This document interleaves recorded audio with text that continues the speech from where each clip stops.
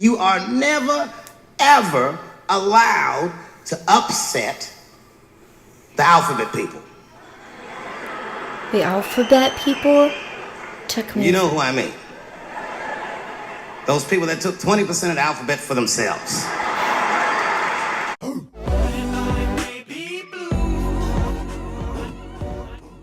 It's Blue. Make sure you like and subscribe and go follow me on Patreon. It's only $5 a month. You get an extra video a week. I'll never forget what happened to that French actor.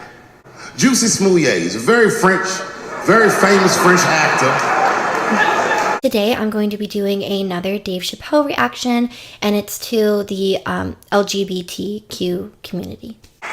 But you see, what I didn't realize at the time and what Kevin had to learn the hard way is we were breaking an unwritten and unspoken rule of show business. And if I say it, you'll know that I'm telling you the truth. The rule is that no matter what you do in your artistic expression, you are never, ever allowed to upset the alphabet people. The alphabet people took me. You know who I mean. Those people that took 20% of the alphabet for themselves. I'd say the letters, but I don't want to conjure their anger. It's too late now. I'm talking about them L's and them B's and them G's and the T's. People be surprised. I have friends, all kinds of letters. Everybody loves me and I love everybody. I got friends who are L's, I got friends who are B's, and I got friends who are G's. But the T's hate my fucking guts. And I don't blame them. It's not their fault, it's mine. I can't stop telling jokes about these things. I don't want to write these jokes, but I just can't stop.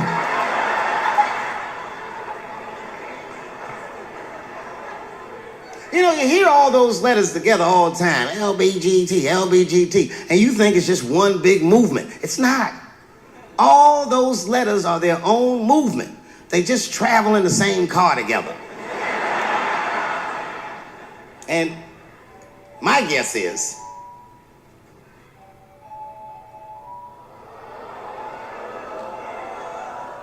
what is this, high school? This nigga probably got a babysitter or something. Go and answer your phone, niggas. Get that shit out of here. I'm in the middle of something important. God.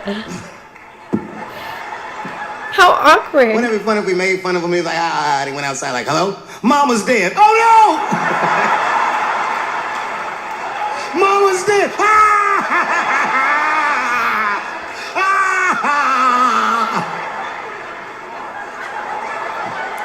Gosh.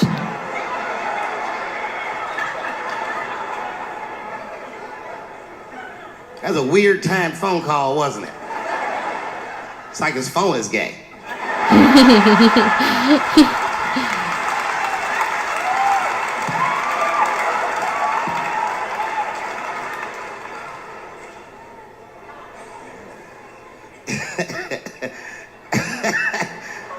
Like I was saying, my guess is the G's are driving that car. That makes sense to me, because there's white men in the G's. And these people are trying to get around discrimination and oppression. And you know how white dudes are. We know these roads. In fact, we built these roads. The rest of you buckle up, we'll get you to where you want to go. So the G's are just driving the car. Of course, next to the G's in the passenger seat is the L's. Everybody likes the L's, except for the G's. I don't know what that's about. I just know the G's don't like them that much. And the G's always say like little subliminal digs on them. It's unnecessary shit. It's not mean, but you know what I mean? They just be like, I wouldn't wear that. What? Oh, really? The only thing that breaks the tension between the L's and the G's are the B's in the back seat. That's right, there you go. Everybody scream out when you hear your letter.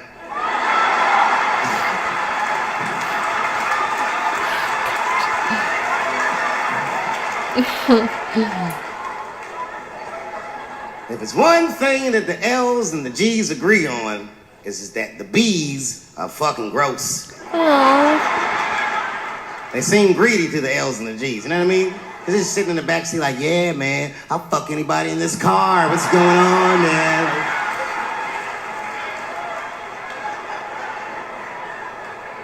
Such a funny joke. And sitting next to the B's, all the way in the back seat by themselves, looking out the window. That's the T's.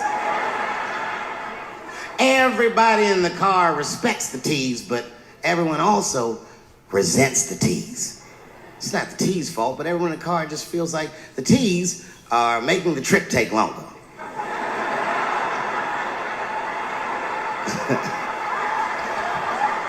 So I'll just start with the structure of the joke alone. It's really cool how he can kind of make this whole scenario of what he's talking about into this thing that you can see as just a situation. Like you can picture it inside your mind.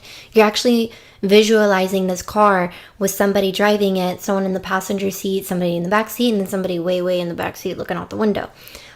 So I do think that that's very funny that he's able to do that. Also, how he's describing the dynamic between all of these people who he had said that has their own movement.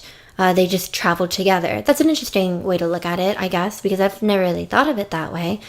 But once you do think of it that way, you kind of think of all those scenarios that, you know, if you've been in one, have you ever heard maybe like the G's make some offhanded comments, just really subtle about like maybe the L's in the room, or maybe just something online like, oh yeah, that's really, I wouldn't do that. That's not how I take care of myself. That's not what I would wear. I wonder if dynamics are actually like that, stereotypical wise, not all the time, but just enough to clearly make a joke about it because people would find it relatable or laughable because, oh wow, that's so true. I've seen that before. Anything the T's say gets on everybody's nerves. And then the T's don't even say anything bad. They should be in the back talking to themselves.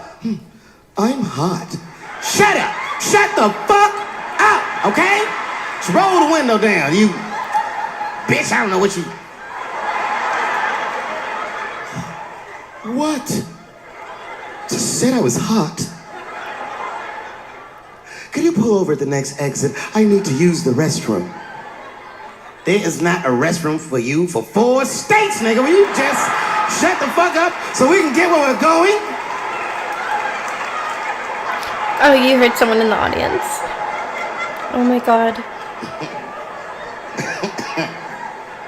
And just when that car can't get any more tense, the Q's are a hitchhiker that they pick up on the road. Some white dude in booty shorts is walking down the freeway.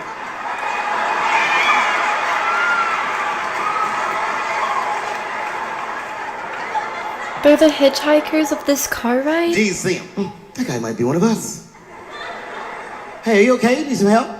And he come over there with them booty shorts leaning on the window. Hey, what's going on, fellas? Lady? Whatever pronoun makes you feel comfortable in the back.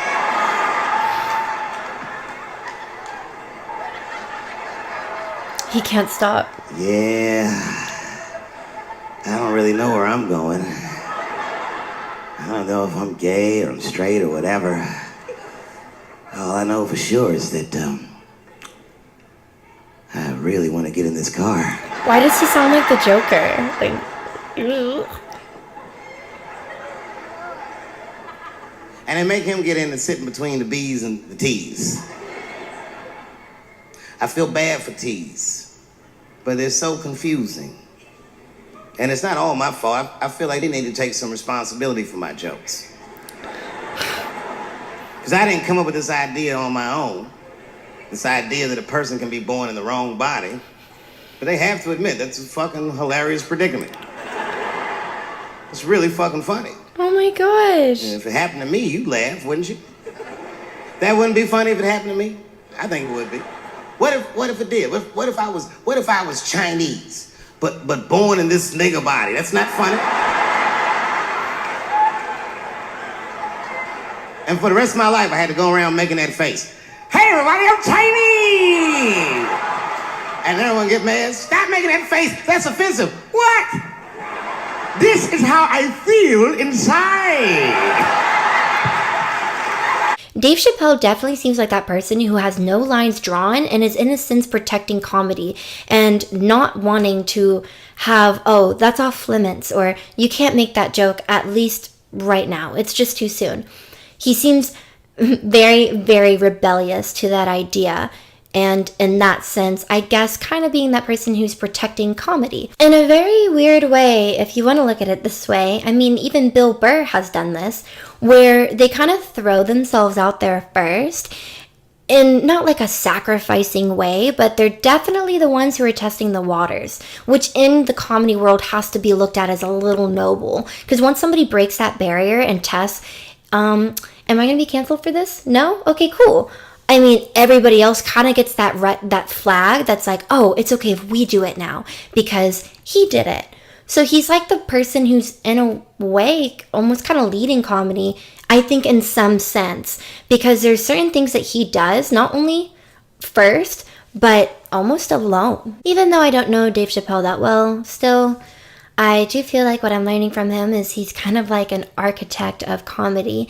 I can totally see why everybody's his fan. How he builds and structures his jokes is really incredible. How he can basically be disagreeing with a certain point of view, but you don't even almost notice because he's so funny and likable.